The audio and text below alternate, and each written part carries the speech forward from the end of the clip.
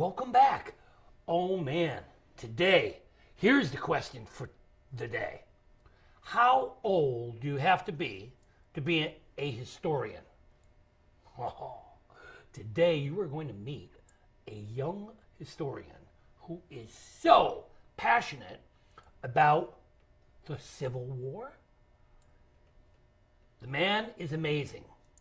Has his own exhibit at the Kent Library.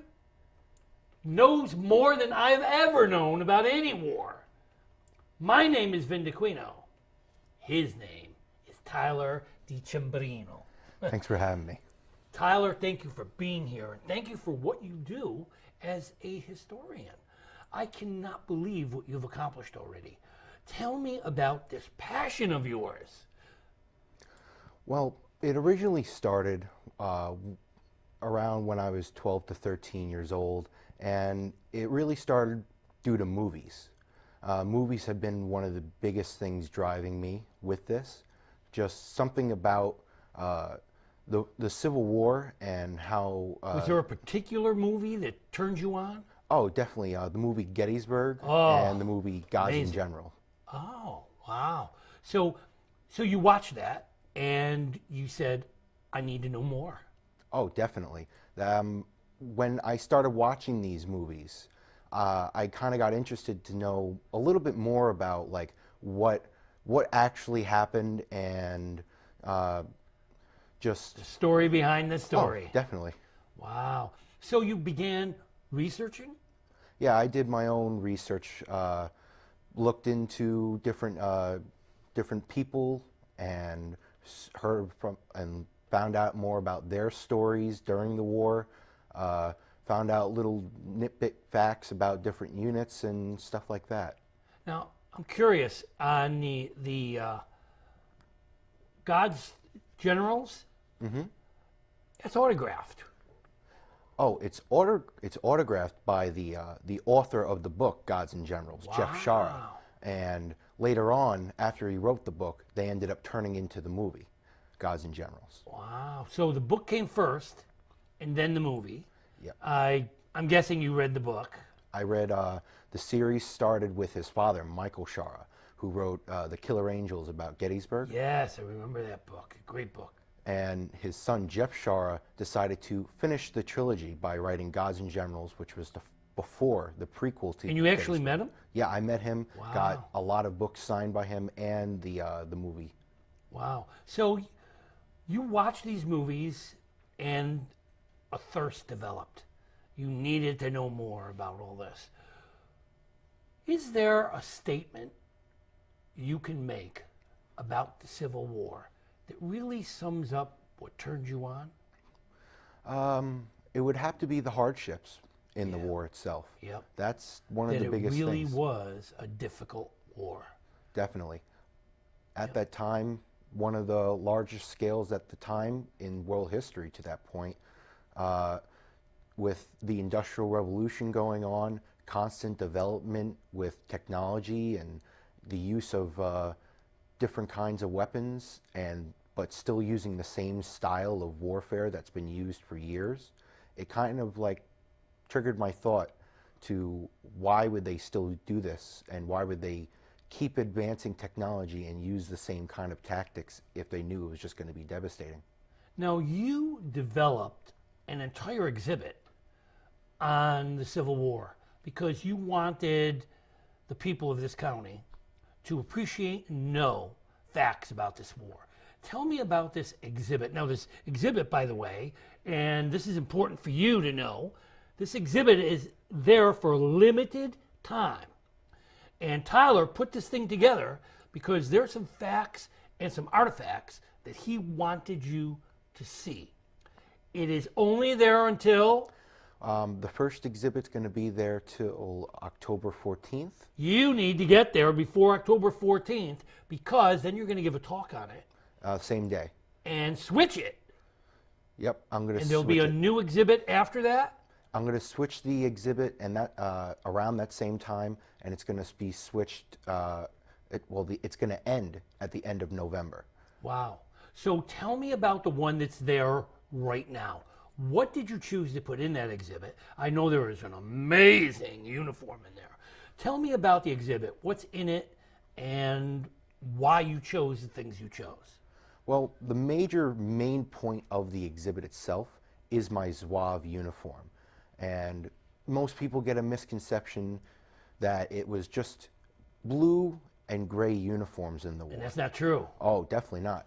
With the Zouave uniform itself, most of it's red. Spell that. Zouave. Okay, now what is that? Is that a nationality? Is that a style? Or... Well, it was a style at the time. It was French designed, based off of French colonial troops at the time, and the United States officers found that they were fierce fighters, and they really wanted to take the style back to the United States. Yeah, so here it is, and this is an example of that uniform. Is that you in it? Yeah. Whoa, there he is. So this is the uniform, and they can see this uniform at the Kent Library right up until October 14th. Yep. And it's bright red. It's not gray and it's not blue. Besides the coat, but the rest of it's mostly all red. Wow, wow. And the hat, it looks like a Santa Claus hat almost.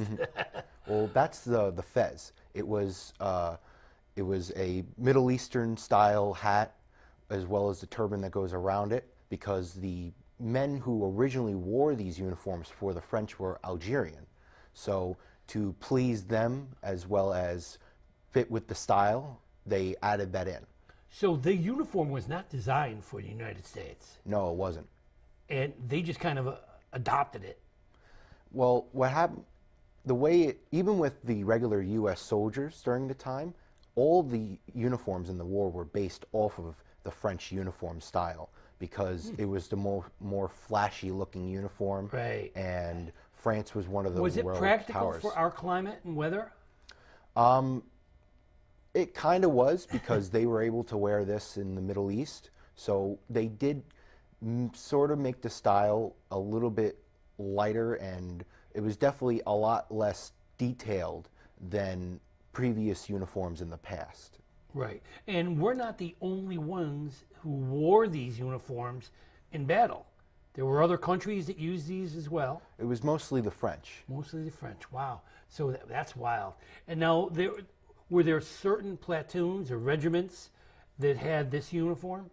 The Zouave uniform itself was actually used on both sides. Really? Not that one exactly. That one was a part of the 5th New York, which came out of Manhattan. But it all depended on the rich states, like New York, Pennsylvania, and even the South, Louisiana, had units wearing similar styled uniforms because they're expensive. Yeah, wow. Because when we think of Civil War, I think of ragtag. You know, they wore whatever they had, you know, but there were actual formal uniforms. And you can see one.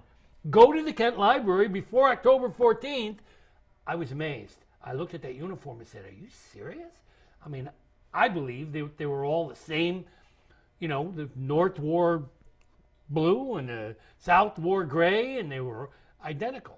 Then I also heard that a lot of them were ragtag. They wore whatever they had. They used whatever guns they had. But we did purchase uniforms for some of our men, the states that had a little more money. Mm-hmm. Okay, so the uniform is a very big part of your exhibit. What else is in it?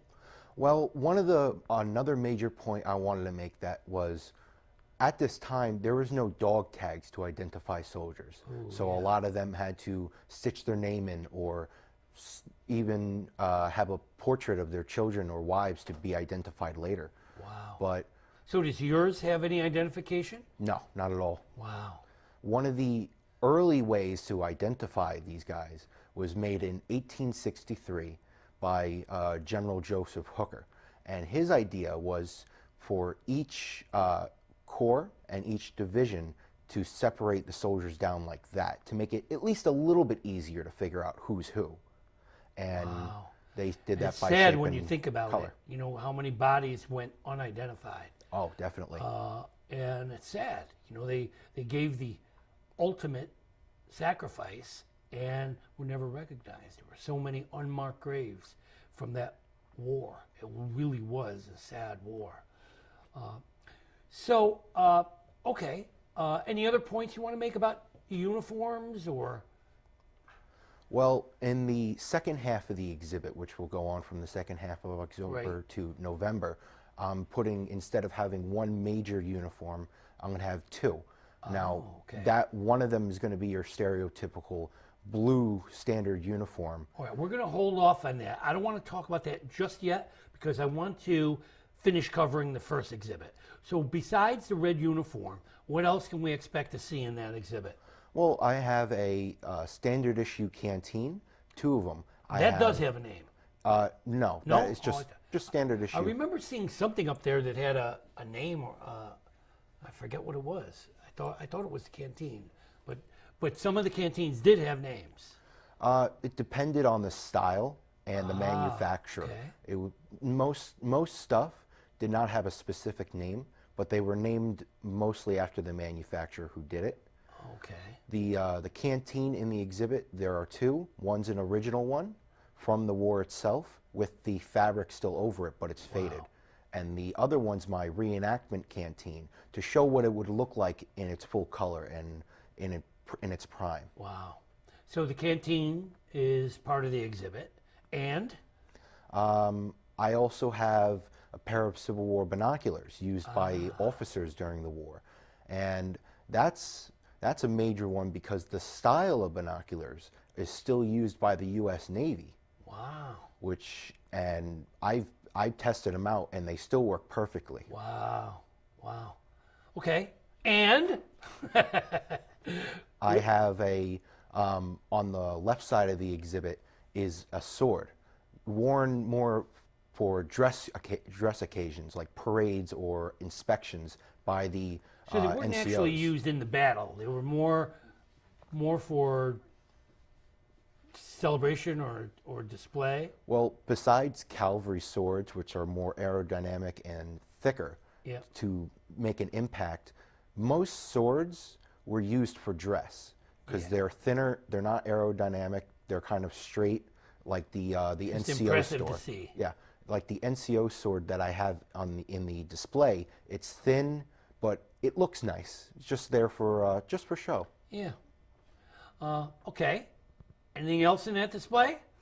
I do have. I took several photos with Rob Gibson in Gettysburg. He's a photographer, and he does a ton of different photos. And he sort of took you under wing in Gettysburg, or? No, he was there. Taking photos? He takes photos with an original camera though, at the time, and he does the tintypes, which I have one of mine, my Zouave tintype on display, and another one of my mother on display. Wow. So it was an interesting experience to do one of those because you got to stay still for a good like a minute or so. Something I haven't ever been able to do. So, all right. Anything else from the first display? That's basically the majority of what's there. All right. But you do have some books displayed there. Mm-hmm. Now, there have been some books that have influenced you in doing your research. Now, you mentioned a couple already. What sort of books did you read to learn all about this war? For me, I go to more the specific kind of books. Like, instead of having a book about like an overall view of the war, I'd rather get a book about like a certain battle or a certain person to go after their life or about each stage of that battle. Wow. Okay. So, all right. So now you have this first exhibit, and you're going to talk about it. You're going to give a talk. When will that be? On October 14th, around the 1 o'clock area, I'm going to be giving a talk in the library about the Kent exhibit. The Library on Sybil Crossings. I think so. Yep. And in that talk, I'm going to go over each piece within the exhibit, give a little background to each of it, and then I'll do more of a talk on broader questions that don't have to do with the exhibit, but it has to do with the Civil War. Okay, so October 14th marks the end of one exhibit and the beginning of another. Now talk to me about what's going to be there, and let's take a look at these uniforms that you brought here today. And we're cheating. We're getting to see these before the actual exhibit. So let's see if we can get a shot of the uniforms. So here we go. The first one that's up is my standard issue federal uniform. It starts with the kepi on top, or it's nicknamed the bummer cap. It's a forage cap. The idea behind that is it's sort of like a bucket when you turn it over. It's kind of floppy when you have it on, and you can, when you're scavenging for food, you can use it like a bucket and collect. So they collect actually stuff. collect food and use it more than just a hat. Mm-hmm. Wow. The next part is a standard issue sack coat, they call it. And it's a 4-button coat, kind of a little bit light, and it's not as heavily detailed as uniforms in the past. And again, they didn't have these uniforms for every single soldier. Were these kind of limited? So some regiments had them and some didn't? Well, that one specifically, every single soldier had.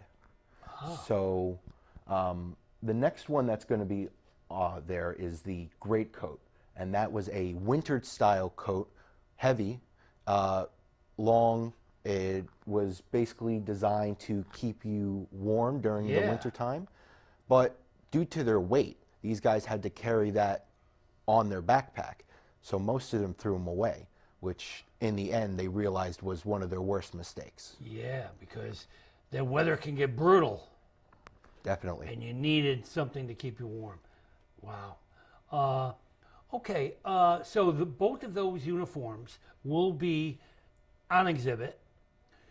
Are there other things in that exhibit that will be there that are not in the first exhibit? Well, one of the major ones that is not a uniform is General McClellan's war reports. This is an original copy of everything. So it's primary source. Oh, it's a definitely primary source. Wow. It's his reports to the War Office, to Secretary of Defense Stanton, and to the President himself, Abraham Lincoln. So you have communication between them, and you get to see more of like McClellan asking for more troops, and Lincoln and Stanton's responses back, and what his observation during battles were, and stuff like that. Wow. So we'll get a real good idea of what actually happened there and what was going on in the field. I mean, there's so many horrific stories about walking barefoot and freezing, and there was just so much about it. What mostly affected you by this war? I would say some of the soldiers' personal stories, and definitely just the hardships in general that had to go on with it.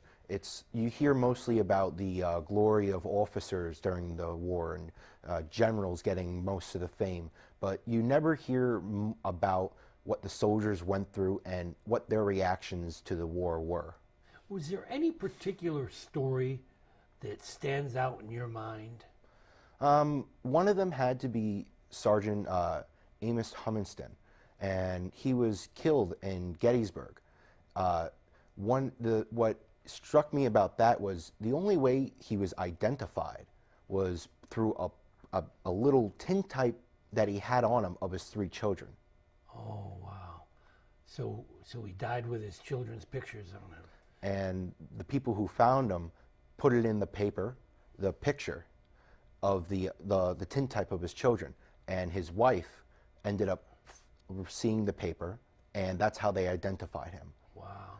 Because definitely one of the worst things any of those soldiers could ever face is not being recognized or even being remembered. To just die without any recognition, people not knowing where they came from.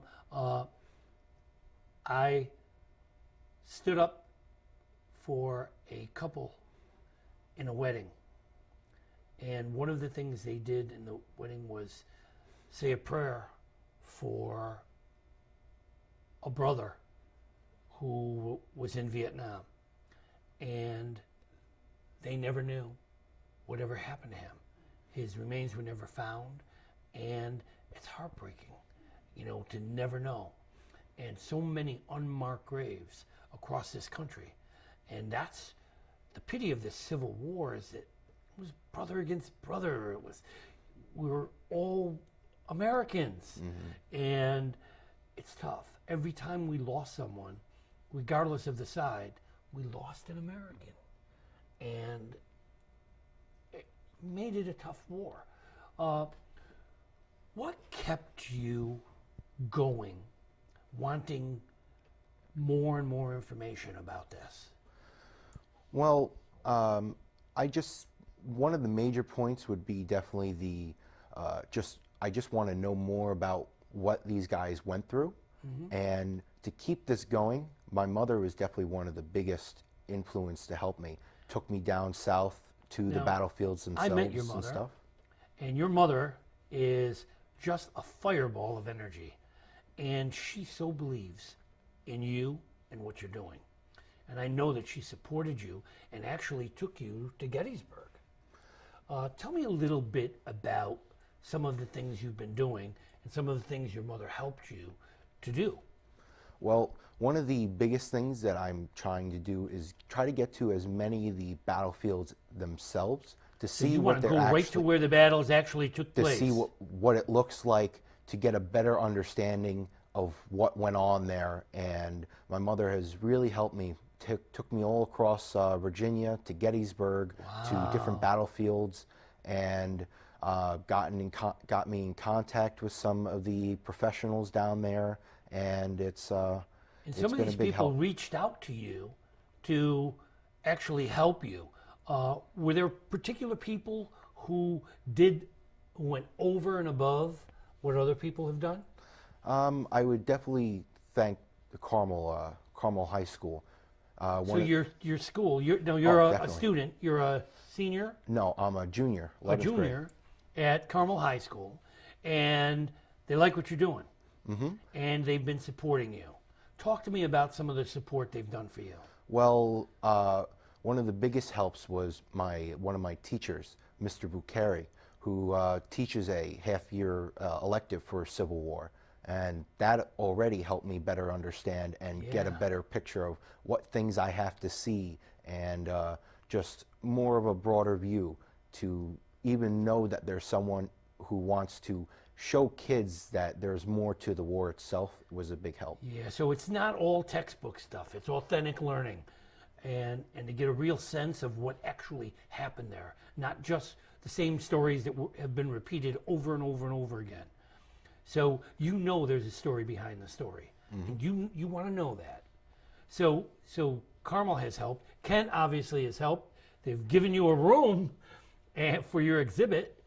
So I know the Kent Library. I went in there before I actually really knew you, and I went in and mentioned your name, and it was like, oh, Tyler. They knew you and respected you and pointed me off to the room. It's a good thing. You have become a role model of what 16-year-olds should do.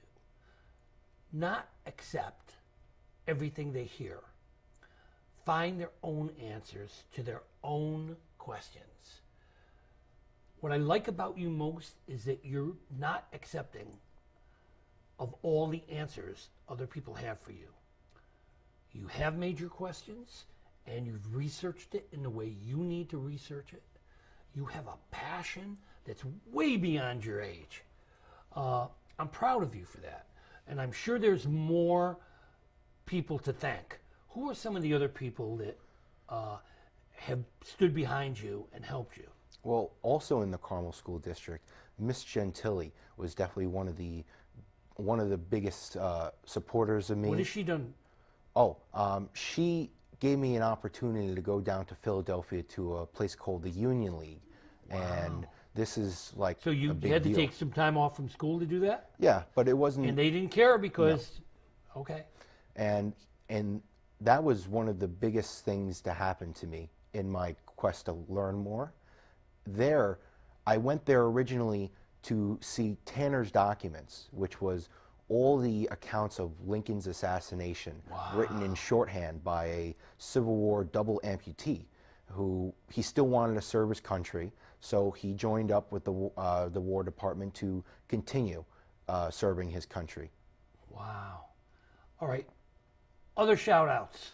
Well, for that, the other thing I saw at the Union League, which was definitely, I was not expecting it, but it was definitely impacted me, was one of the originally signed copies of the Emancipation Proclamation, signed by Abraham Lincoln himself. Wow. So you saw the original? One of the two copies, original ones. Wow. Okay. Other people to thank? I would definitely like to thank Rob Orison down in Prince William County for taking me around privately to see some of the Civil War battlefields. So he took you under wing and gave you like a personal tour? Yep, saw back road things that no one would normally see on a regular tour or even see in general if they didn't know it was there. Nice. Any other shout outs? And I would also like to thank Matt Atkinson, who is one of the tour guides down in Gettysburg, who also did the same thing and gave me private look around in Gettysburg, and really helped my both of those men really helped me understand those battlefields more than most people would know. What has this whole any other shout outs? No. What has this whole thing done for Tyler? For me, it's definitely opened up my eyes to know that there's a lot more to the things that they teach you at school.